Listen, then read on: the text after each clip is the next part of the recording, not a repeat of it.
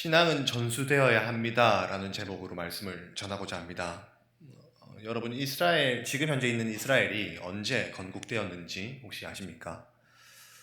우리나라가 건국된 것보다 한 3개월 정도 빠른 1948년 5월 14일에 공식적으로 이스라엘이 건국되었습니다. 아시겠지만 이스라엘의 주 민족인 유대인 민족은 이전까지 국가 없이 나라가 없이 살아오던 민족이었습니다. AD 70년 로마 군대에 의해서 예루살렘 성전이 완전히 파괴가 된 이후로 세계 곳곳에 뿔뿔이 흩어져서 나라 없는 민족으로 살아가고 있었습니다. 그런데 그 유대 민족이 나라가 없는 그 민족이 2000년이라는 그 시간이 지나서 유대인이라는 정체성을 가지고 다시 한 곳에 모인 것이죠. 그들이 한 곳에 모였을 때 그들은 인종도 달랐고 언어도 달랐고 문화도 달랐습니다. 세계 각지에 흩어져서 어떤 사람들은 유럽 말을 하고 어떤 사람들은 영어를 쓰기도 하고 어떤 사람들은 아프리카어를 쓰기도 했습니다. 그렇게 각자가 살아가고 있는 나라가 달랐고 문화도 달랐고 언어도 달랐지만 그들은 유대인이라고 하는 민족적인 정체성을 가지고 다시 이스라엘 땅으로 돌아와서 그 이스라엘을 건국할 수 있었습니다. 그들이 그 2000년이라는 시간이 흘렀음에도 불구하고 그들이 한 민족으로서 모일 수 있었던 것은 바로 유대인이라고 하는 민족적인 정체성이 그들 안에 있었기 때문이죠. 그렇다면 그들이 어떻게 그 유대인이라고 하는 민족적인 정체성을 2000년이라는 그 세월이 지나가는 동안 지킬 수 있었을까요? 그 정체성을 지키는 데 있어서의 가장 중요한 것은 바로 우리는 구약 성경이라고 하기도 하고 율법이라고도 하는 토라의 말씀이 있었기 때문입니다. 유대인들은 토라를 그들이 보는 성경이죠. 그 성경을 붙들고 살아가면서 그 성경 말씀을 붙들고 그들이 가졌던 신앙을 자녀에게 또 자녀의 자녀에게 대를 이어서 계속해서 신앙을 전수하고 물려줌으로써 2000년이 지나는 그 시간 동안에도 그 세월 동안에도 그들이 가지고 있었던 여호와 신앙을 끝까지 지켜냄으로써 유대인이라고 하는 민족적인 정체성을 지킬 수 있었던 것입니다. 물론 우리는 지금 유대교를 배워야 된다 이런 말씀을 드리는 것은 아닙니다. 물론 유대인들은 지금 말씀을 읽을 때에 그들이 보는 토라라고 하는 구약 성경을 읽을 때에 그리스도를 보지 못하는 중에 있습니다. 복음을 알지 못합니다. 그런 점에서 분명히 한계가 있죠. 그러나 그들이 여호와 신앙을 분명히 붙들고 그들의 신앙을 전수했던 것처럼 그렇게 그들의 민족적인 정체성을 세월이 지나도록 지켰던 것처럼 우리 또한 말씀 안에서 주어지는 그 신앙을 전수해야 될 필요성은 분명히 있을 것입니다. 이러한 내용을 오늘 본문 말씀을 통해서 살펴보고 또한 우리가 교훈을 얻고자 합니다. 27절부터 오늘 읽었던 27절부터 34절까지의 내용을 살펴보면 야곱과 에서에 대해서 대조적으로 소개하고 있고 대조적인 모습들을 보여주고 있습니다. 먼저 27절 말씀에서는 에서에 대해서 익숙한 사냥꾼이 되었으므로 들사람이었다라고 에서에 대해서 소개를 합니다. 익숙한 사냥꾼이다 할 때 그 익숙한이라는 단어는 바로 히브리적 의미를 좀 가미를 해서 표현을 하자면 사냥에 능숙하고 사냥을 잘 아는 사냥꾼이었다. 사냥을 잘 아는 사람이었다라고 표현할 수 있습니다. 에서가 사냥에 재능을 가졌고 능숙했고 사냥을 잘 했기 때문에 그렇게 사냥에 익숙한 사냥꾼이었다. 사냥을 잘 하는 사람이었다라고 할 수 있었겠죠. 단순히 재능만 있었던 것이 아니라 사냥을 좋아했던 것 같습니다. 이 사람은 들에 사는 사람이다 라고 불릴 정도로 에서는 사냥을 즐기고 또한 재능을 가져서 그렇게 오랜 시간 들판에서 지내면서 들판을 돌아다니면서 사냥을 즐겼던 것 같습니다. 반면에 야곱에 대해서는 조용한 사람이었다라고 소개를 합니다. 이러한 성경 구절들을 볼 때에 어떻게 보면 에서는 굉장히 활동적이고 외향적인 사람으로 우리는 쉽게 생각할 수 있을 것 같습니다. 반면에 야곱은 내성적이고 내향적인 사람으로 생각할 수 있겠죠. 그런데 야곱을 표현했던 그 조용한 사람이라는 그 소개에서 조용하다라는 단어는 히브리어 탐으로서 이 단어는 도덕적인 무결함, 완전한 사람이라는 의미를 가지고 있기도 합니다. 이러한 의미를 정역해서 보자면 야곱은 도덕적으로 무결하고 완전한 사람이었다라고 해석을 할 수도 있습니다. 물론 우리는 이후에 야곱의 삶을 알기 때문에 야곱이 도덕적으로 무결한가에 대한 의문을 가질 수 있습니다. 그러나 성경에서는 하나님이 어떠한 기준 안에서 야곱을 완전한 사람으로 보고 있다는 것을 기억해야만 합니다.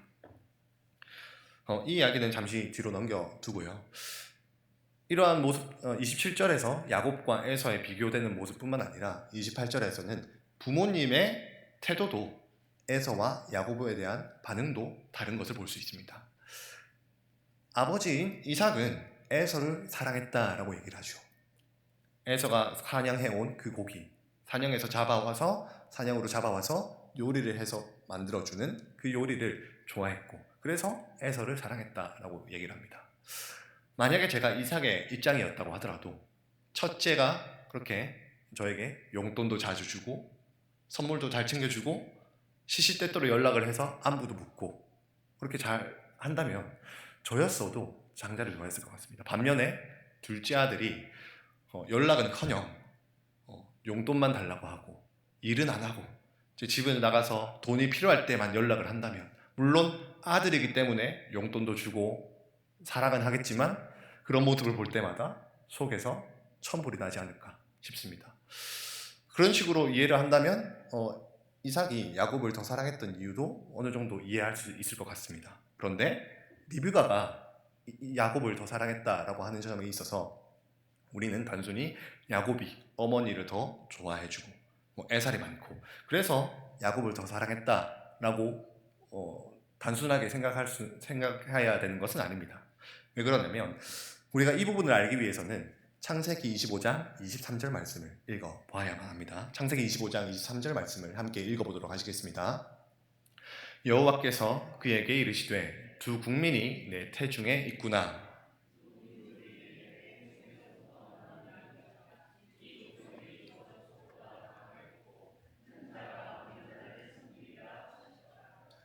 아멘. 25장 23절 말씀은 리브가가 임신을 한 이후에 뱃속에서 에서와 야곱이 서로 뱃속에서 싸우는 것을 통해서 리브가가 하나님께 이 일을 어떻게 해야 할지 기도하고 하나님께 기도 응답을 받은 내용입니다. 한글 성경에서는 여호와께서 그에게 이르시되라고 해서 그라고 하는 대명사가 쓰였기 때문에 한글 성경으로 보면 사실 이 그라고 하는 대명사가 이삭인지 리브가인지 약간 헷갈릴 수 있습니다. 그러나 히브리어로 보면 3인칭 여성 단수의 대명사가 쓰였기 때문에 리브가가 기도를 하고 또 리브가가 받은 응답이라는 것을 분명히 알 수 있습니다. 하나님께서 리브가에게 기도한 것에 있어서 응답해 주시기를 큰 자가 작은 자를 섬기고 첫째가 둘째 아들을 섬길 것이며 둘째 아들 작은 자가 첫째 아들보다 더 큰 자가 될 것이다 라고 하나님께서 리브가에게 응답해 주셨습니다. 이것을 근거로 본다면 리브가가 야곱을 사랑한 이유는 다른 어떤 것보다도 하나님께서 리브가에게 주셨던 그 말씀, 그 약속을 붙들고 그 응답을 붙들고 이 아들이 비록 지금의 모습은 이러할지라도 하나님께서 이 아들을 더 크게 쓰시겠구나. 하나님께서 이 아들에게 더 큰 무언가를 맡기실 것이다 라는 그 하나님의 응답에 근거한 믿음이 있었고 그 믿음의 눈으로 야곱을 바라봄으로써 야곱을 사랑했다라는 것을 알 수 있습니다. 27절과 28절 말씀 안에서 이렇듯 에서와 야곱은 분명히 다른 모습을 보이고 있습니다. 더 나아가서 29절부터 34절의 말씀에서도 에서와 야곱은 분명히 다른 모습을 보이고 있는데 여러분도 아시겠지만 에서는 자신의 장자권, 장자의 명분을 야곱에게 팔아넘겼습니다. 무엇으로 팔아넘겼습니까?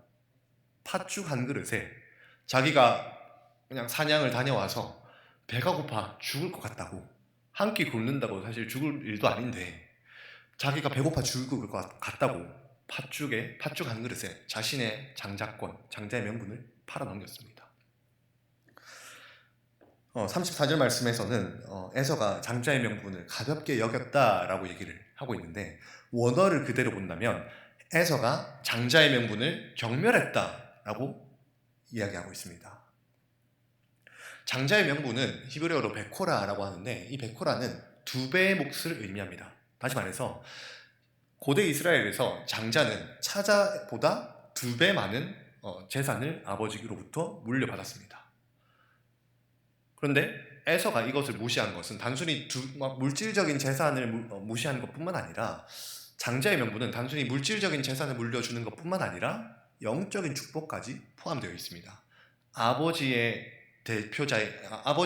아버지의 어떤 권위와 아버지로서의 권위를 물려받을 장자에게 재산뿐만 아니라 영적인 권위까지도 물려주는 것이 장자권이었는데, 마치 아브라함이 재산을 쌓아서 하나님께 제사 드렸던 그 권한이 이삭에게 넘어갔고, 또 장자권을 산 야곱이 나중에 이삭으로부터 장자의 축복을 받고 시간이 흘러 제단을 쌓고 여호와께 제사를 드렸던 것처럼, 장자권은 그렇게 마치 제사장으로서의 역할을 감당할 수 있는 영적인 축복까지 포함되어 있었던 것입니다. 그런데 에서는 이러한 영적인 축복에 대해서 전혀 무관심했고, 성경은 에서가 이러한 장자의 명분에 대해서 경멸했다라고 표현하고 있는 것이죠. 물론 오늘 본문을 중심으로 보게 될 신앙은 전수되어야 한다라는 주제 안에서 우리는 에서보다는 야곱을 중심적으로 보려고 합니다.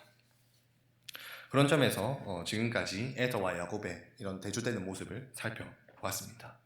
그러면 본격적으로 신앙이 어떻게 전수되었고 어떤 신앙이 전수되었는지에 대해서 살펴보고자 하는데요. 사실 오늘 우리가 읽었던 본문 말씀에서 신앙이 전수되어지는, 신앙이 교육되어지는 그런 장면이 사실 본문 안에서 눈을 씻고 찾아봐도 보이지 않습니다. 우리가 이 장면을 살펴보기 위해서는 본문을 다시 한번 살펴보고 또 다른 본문도 함께 봐야 하는데요.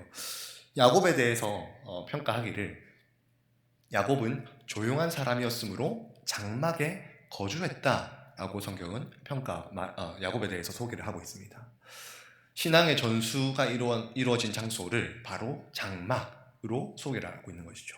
이것은 저의 일방적인 견해가 아니라 성경 안에서 분명한 근거가 있습니다. 이 근거를 보기 위해서는 우리 히브리서 11장 9절 말씀을 함께 읽어봐야 합니다. 히브리서 11장 9절을 함께 읽어보도록 하겠습니다. 믿음으로 그가 이방의 땅에 있는 것 같이 약속의 땅에 거류하여,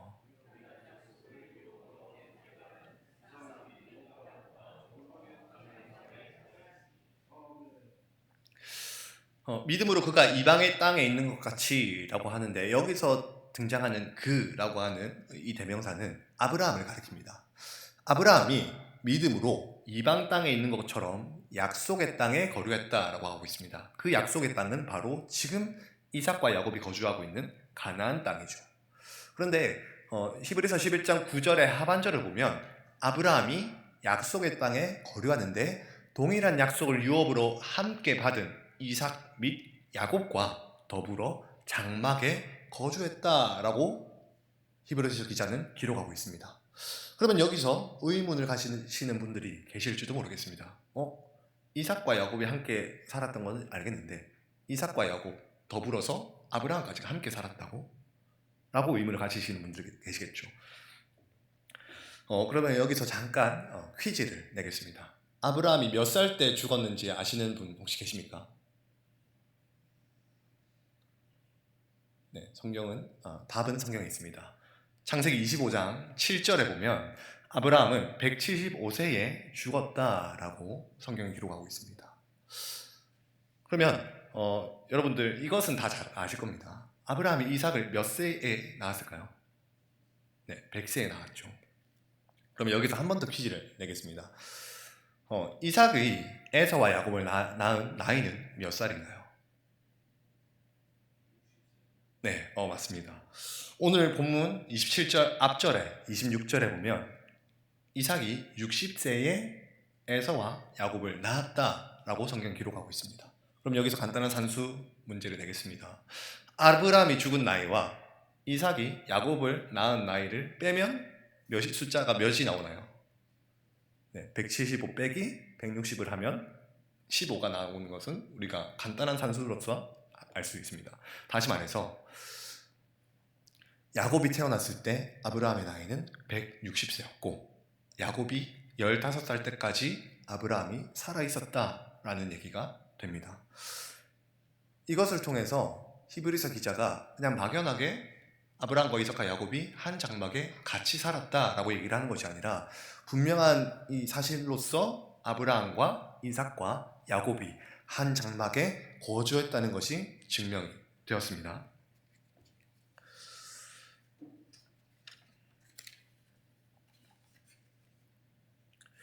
그렇다면 아브라함과 이삭과 야곱이 한 장막에 거주하면서 어떤 신앙을 아브라함이 이삭에게 또 이삭이 또 야곱에게 또 아브라함이 야곱에게 어떤 신앙을 물려주고 전수했을까요? 우리가 신앙에 어떤 신앙을 전수했는지를 살펴보기 위해서는 또 다른 본문을 함께 살펴봐야 하는데 창세기 12장 1절부터 3절 말씀을 함께 읽어보기 원합니다. 창세기 12장 1절부터 3절입니다. 함께 읽겠습니다. 여호와께서 아브라함에게 이르시되 너는 너의 고향과 친척과 아버지의 집을 떠나 내가 내게 보여줄 땅으로 가라. 내가 너로 큰 민족을 이루고 내게 복을 주어 내 이름을 창대하게 하리니 너는 복이 될지라. 너를 축복하는 자에게는 내가 복을 내리고 너를 저주하는 자에게는 내가 저주하리니 땅의 모든 족속이 너로 말미암아 복을 얻을 것이라. 아멘.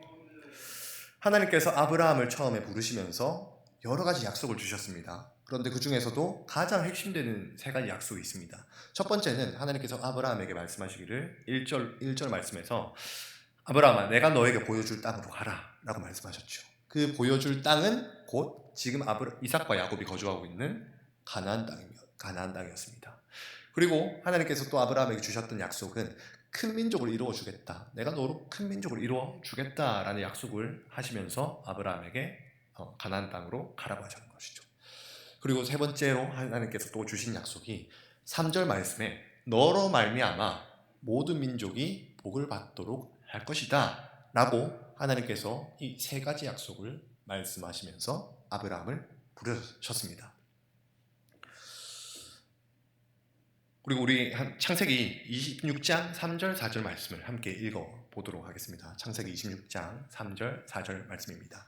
함께 읽겠습니다. 이 땅에 거류하면 내가 너와 함께 있어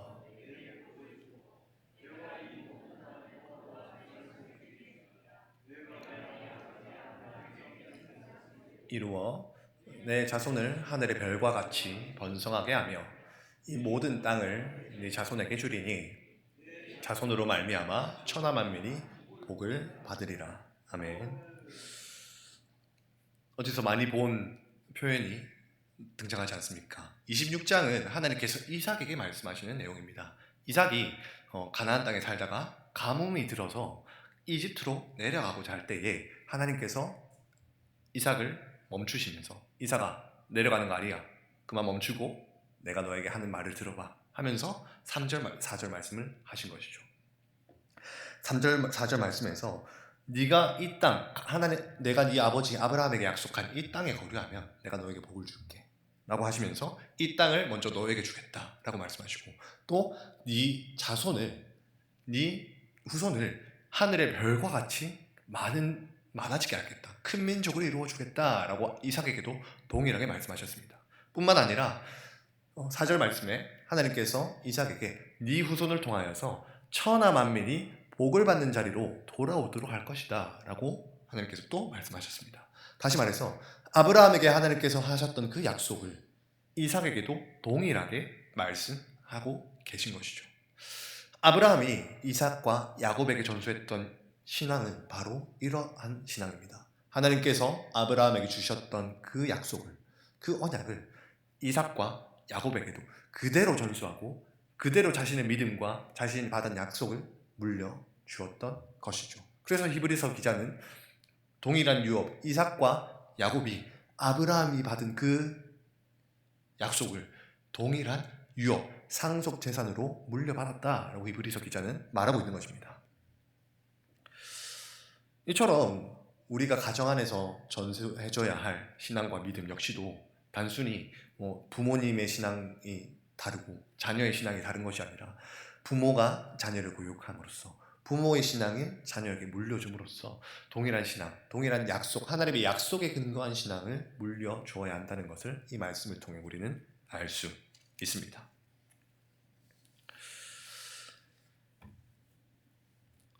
학교에서 신대원 동기 전도사들과 이야기를 하다 보면 참 많은 공감대를 형성하게 됩니다. 특히 신대원 동기 전도사들 대부분이 교육 전도사이기 때문에 특히 더 많은 공감대가 형성이 되는데 교육 전도사로서 맡은 부서는 각각 다르지만 대부분이 교육 부서를 담당하고 있습니다.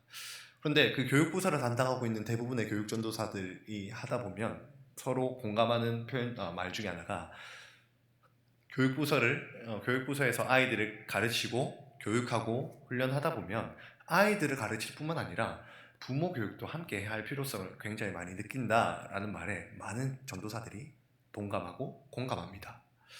저 역시도 그런 부분에 있어서 많이 공감을 했었는데요. 특히 이 부분의 필요성을 많이 느끼는 부서가 유치부부터 유년부, 초등부까지는 더 많이 느끼는 것 같습니다. 중고등부부터는 그래도 아이들과 직접 소통을 할 수 있다 보니까 그런 필요성을 덜 느끼긴 하지만 그래도 중고등부 학생들 역시도 부모님의 영향이 적지 않다 보니 부모 교육의 필요성이 어느 정도 있다라는 것에 많은 전도사들이 공감하고 있습니다. 이렇게 느끼는 많은 이유 중에 하나는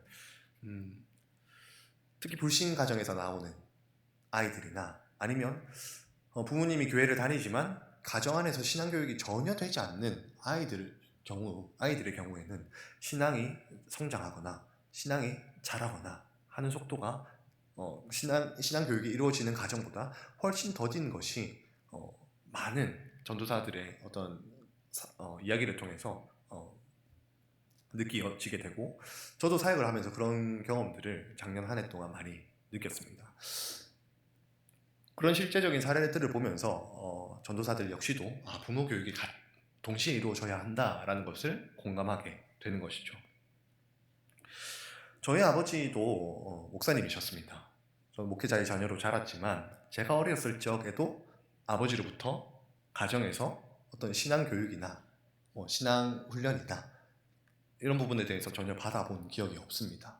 물론 아버지는 목회를 하시면서 성도들을 양육하시고 또 말씀을 준비하기 위해서 굉장히 많은 연구를 하시고 노력을 하셨고 또 성도님들을 위해서 교회를 위해서 철야를 하시고 밤새 기도하시면서 그렇게 신앙의 본을 보이신 부분이 분명히 있지만 어릴 때는 그런 아버지의 모습보다도 아버지의 연약한 모습, 아버지의 실수하시는 모습들, 그런 모습들을 통해서 아버지께 배울 수 있는 모습을 보기보다도 어린 마음에 아버지의 그런 부정적인 모습들을 보면서 아버지에 대해서 좀 부정적인 생각을 가지게 되고 더 나아가서 다른 목사님들에 대해서도 좀 부정적인 인식을 가지게 됐었던 적도 있습니다. 더 나아가서 어린 마음에 아버지를 미워했던 적도 있었습니다.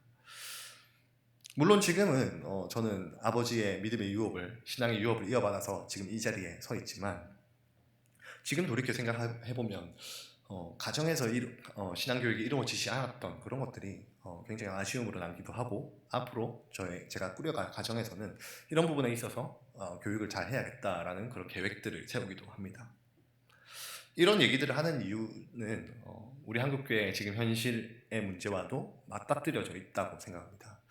한국교회의 다음 세대가 교회를 떠나는 현상은 우리는 오랫동안 보고 있습니다. 특히 중고등부 학생들이 신앙생활을 중고등부 학생 때는 잘 하다가 대학생이 되고 독립을 하면서 타지로 가면서 부모님을 떠나면서 교회도 같이 떠나는 경우들 우리는 너무도 많이 보게 되기도 합니다.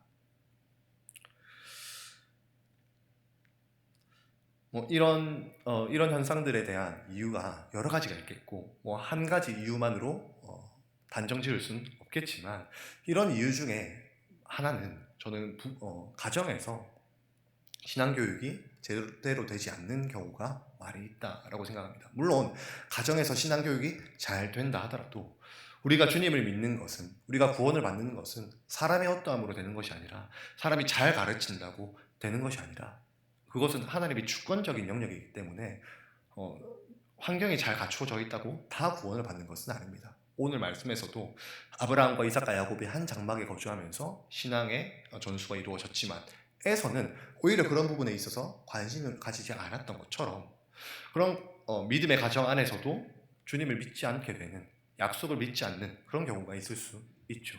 그렇다고 하더라도, 우리가 그런 안 좋은 사례가 있다고 하더라도 가정 안에서의 신앙 교육이 필요 없다라고 하는 것은 오히려 모순적인 이야기일 것입니다.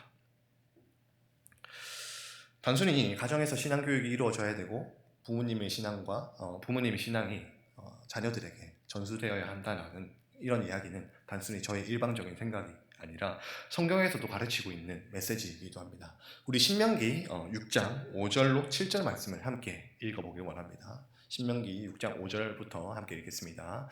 너는 마음을 다하고 뜻을 다하고 힘을 다하여 내 하나님 여호와를 사랑하라. 오늘 내가 내게 명하는 이 말씀을 너는 마음에 새기고 내 자녀에게 부지런히 가르치며 집에 앉았을 때에든지 길을 갈 때에든지 누워 있을 때에든지 일어날 때에든지.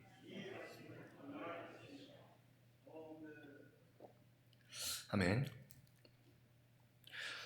신명기 방금 읽었던 6장 말씀에서도 먼저는 주 너의 하나님을 네 마음과 뜻과 힘을 다하여 사랑하라, 이 명령을 먼저는 너의 마음에 새겨라 라고 말씀하고 있습니다. 그리고 나서 네 자녀에게도 이것을 강론해라.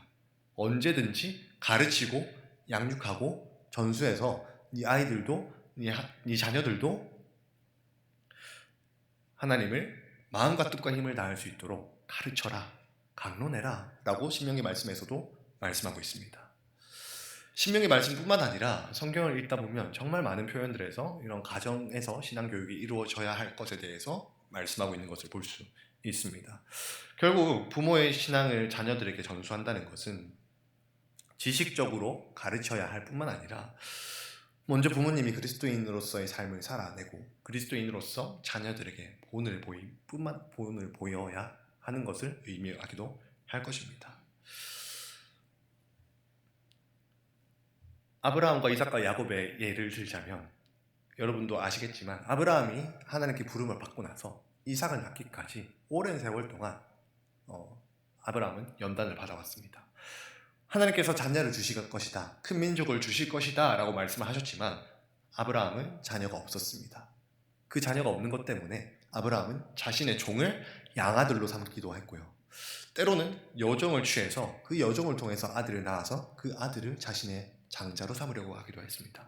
그러나 그때마다 하나님께서 아브라함에게 이거 아니다, 아브라함아 그거 틀렸다 라고 하나님께서 아브라함을 때로는 훈계하시고 책망하시면서 아브라함의 뜻대로 하나님의 약속을 이루고자 하는 것을 다 무산시키셨습니다. 오히려 하나님은 하나님의 약속을 하나님의 능력으로 하나님의 뜻 가운데 이루셨습니다. 아브라함은 그러한 과정 가운데 하나님께서 내 힘과 내 능력으로 하나님의 약속을 이루어가는 것이 아니라 하나님의 약속은 하나님께서 이루어 가시는 것이구나 라는 것을 오랜 시간 자신의 삶을 통해서 체득하게 되었습니다. 시간이 흘러 이삭이 결혼을 한 이후에도, 결혼을 하고도 20년 동안 이삭이 자녀가 없었습니다. 아브라함은 자녀가 없는 동안 자신이 했던 그런 경험들을 기억했을 것입니다. 그리고 이삭의 모습을 보면서 이삭에게 말했을 것입니다. 이삭아, 나도 너처럼 오랫동안 자녀가 없었다. 하나님께서 분명히 약속하셨고 말씀하셨음에도 불구하고 자녀가 없어서 나도 내 뜻대로 이 약속을 이뤄보기 위해서 종을 내 양아들로 삼아보기도 했고, 여종을 취해서 그 여종을 통해서 내 아들을 낳아보기도 했다. 그런데 하나님 그때마다 나를 책망하시고 틀렸다라고 말씀하시더라. 오히려 하나님께서 그때마다 나를 다시 바른 길로 인도하셔서 하나님의 뜻이 무엇인지, 하나님의 능력으로 하나님께서 약속을 이루어 가시는 것을 보게 하시고 그것을 배워가게 하시더라. 그러니 아들아, 너도 나처럼 그렇게 고생하지 말고 너는 하나님이 약속을 이루어 주실 줄로 믿고 너는 기도해라.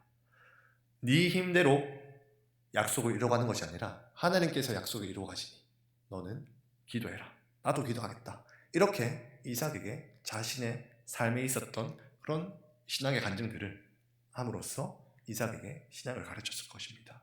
실제로 이삭은 기도하는 것 외에 자녀를 낳아야 할 때까지 아무것도 하지 않았습니다. 그런 것 역시도 어떻게 보면 오늘 본문 안에서 볼 수 있는 신앙의 양육이 아브라함에게서 이삭에게로 이루어졌다라는 것으로 볼 수가 있겠죠.